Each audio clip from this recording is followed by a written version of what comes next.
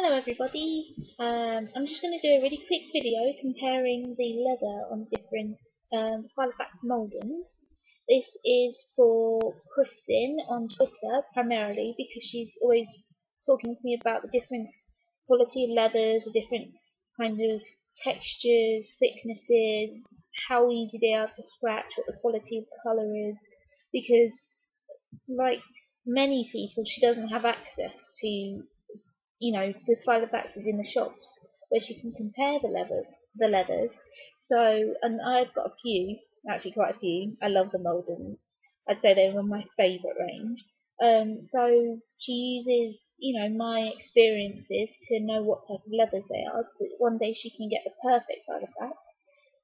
So yeah, I'm gonna just show you my Maldens and compare the leathers. This is also a video for Susanna and Romina on Twitter because they want to see my purple Maldens. So first I will show you my crimson. I only have the crimson in personal. I used to have one in pocket, but I didn't fall in love with it and I didn't use it properly, so I swapped it for a purple Finchley. So this is my crimson, personal size. Gorgeous red colour. You probably can't see it very well in this lighting, but it's absolutely gorgeous. And I would say that out of all of my Maldens, in fact out of all of my Filofaxes, this is the most hardy one. The leather has got some sort of coating. It almost feels like it's been painted, but that isn't, bad. It doesn't smell like leather anymore, and I can't remember if it did originally. I mean, I imagine it did, but the colour, the smell is gone. And I wouldn't say that it's a proper leather. It's not like the sort of really rustic, rugged leather of the Kendall, and it's not like a proper smooth saddle leather or anything. It's not padded at all. It's just like a thin layer of leather over some, well, actually, it's cardboard in between. But it's a flexible cardboard. I mean, I can bend it all sorts of ways. The fact of the Maldens is they are really, really supple. They are just ridiculously supple. They lay flat, of course they do, but they're really supple. But the leather on this one, because it's got this coating on it, which I imagine the grey would be the same and the vintage pink is the same. But I had a vintage pink in A5, but I sold it because I didn't really love it. So I would say out of all of them, because I have really sharp nails, I scratch everything. I would be the least worried about scratching this one. I mean, I can do this. Show nothing up at all. There's no scratches. But the only thing with this one is, I foolishly, every day I had carried this in my hand, the safest place I could think to have it. I didn't want it in the bottom of my backpack or anywhere like that, so I carried it in my hand. Then one day, I put it in a canvas bag, which I strung onto the handle of my little suitcase that I used to wheel my books to and from uni. And I didn't realise, but the canvas bag which had the handle over the big long handle of the suitcase, it swung the bag around the bottom of the suitcase and it caught under the wheels. And the top was just there, you might be able to see it, got scraped off. So I went to a leather repair, well actually it was a shoe repair shop, and he was really rude, the man in there. He said, "Yeah, what do you want me to do about it?" Well, I went next door to a makeup shop and I bought some nail varnish.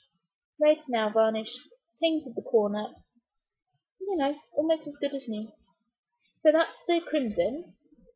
So now I will talk to you about my ochres. The ochre is a bit of a strange one.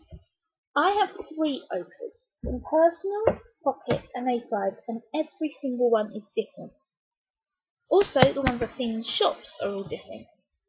And so it's a really strange one. And I think the reason that they're all different is because it's the most natural of all the leathers in the Maldens. If you imagine that it's covered in dust, this one, I haven't used it for a few weeks. If you think that leather comes from an animal, it's a cow or sometimes other animals like maybe camel. They do that in like from leathers from like Africa, the Middle East, Spain. They do it in camel. Obviously, the brown is going to be the most natural colour. Therefore, it doesn't have the coating that is practically painted onto the leather of like the stronger, more not natural colours of leather. So obviously, this isn't covered in a sort of painty coating. Instead, it's more of a, I don't know, a waxy coating. You can see from this one, my A5, that it's not shiny. It's actually very matte. It's very smooth. There's a few creases, but that's just because, you know, I've worn, you know, you can see there, it's a sort of like natural creasiness that will happen. The natural patina of leather. It's absolutely gorgeous though. And I have a few scratches on it. Just there. I put it on top of another Filofax which had its rings open. So obviously the nice spiky open rings of the rings that, you know, were open and scratched it. And really annoyed about that. Then I will introduce you to my lovely personal. This is my favourite. It's the Filofax I got for my birthday last year. It came from America, from Pens and Leather. And I think the reason why it is like this is because I carried it in my hand every day for months and months and months. This is the Filofax that I keep coming back to. It's the one that I probably use the most, probably I'd say about 6 months. I tend to get a bit bored of my Filofaxes after about 3 weeks and I switch. But this is the one that I always keep coming back to and always have the longest. You can see it's really shiny leather, really shiny. It's a really soft, squidgy leather. You can see there's nothing in it at the moment, but you can see just with it like it is, just me not even manipulating it, just holding it by that. It's got so many natural kind of, not indentations, but kind of just the natural way of the leather. It's not dented. These aren't dents. This is just the structure of the leather. The only real dent is here. This is because when I carry it, like, oh, it's hard to show, like that, I've got my hands around the spine and my thumb, when I'm carrying it, you know, like that, it's really hard to show you. My thumb goes into that indentation between the rings. So here are the rings. So I'm not bothered. Once it's full, it's fine. But yeah, this is so easy to scratch, really easy. But at the same time, because I've been carrying it everywhere and it's absorbed all the oil from my fingers, even when it's scratched, I can just rub it, you know, rub a scratch like that, and it takes most of the scratch away because it's like you're re-oiling the leather. And if that doesn't work, then you can get a bit of Vaseline, do it. So yeah, that's that one. And then this one, my pocket, is different again. It's a thicker leather than the personal, but at the same time it's still really soft, unlike my A5. When I feel them, I wish you could feel them. I wish you could like put your arm through the computer screen and feel them, because it's really hard to describe. This is a lot softer and squidgier than this one. This is actually really hard, and this may be because I haven't touched it as much, just because, you know, I carry these ones around, whereas this sits on my desk. Actually, when I'm touching it now, the back, which is the thinnest section, because obviously the front has got all the pockets on the inside, the back is a lot squidgier, is a lot more supple, and I can imagine if I carried on touching this as on a daily basis, carrying it with me, it would get a lot more supple. But this one, I didn't use it for very long. It's the one where I've got the moleskin paper on the inside. Cut moleskin up and put it in here. It is thicker than the personal, which is good because I think the personal leather is very thin, but it's still nice and supple. But then it has got a few sort of indentations. This down here, there's a little circle there where it was the inside of the press stud in my bag. I have this lovely compartment in my bag that it's perfect for this, but there was the inside of the press stud made a nice indentation there, and then I dropped it and it hit the corner of my chest of drawers, and it scratched there, and I'm really annoyed. You can see that big one there. But then I figure, so many people say, you know, they are going to show wear and tear when you use them. It shows you that you have used them. It shows they're well loved and they're not just on a shelf. So, and I know that they are going to get damaged. So I should just suck it up and, you know, just face facts, it's going to get damaged. And also people say that, you know, it gives it character. It gives it, you know, kind of, it's lived. It's kind of like, you know, you don't want a show home. You want a house that looks lived in. You don't want a Filofax that is just going to be pristine because you haven't used it. You want to show that it's been with you every day. So that's the ochres, and now onto the purples. And I know this is what people are interested in, because then you go, not many people have seen them. And there's also a bit of a story to the purples. So I got this A5 a few months ago from City Organizer. Now you probably won't be able to see the proper colour in this light because it almost looks black on my screen.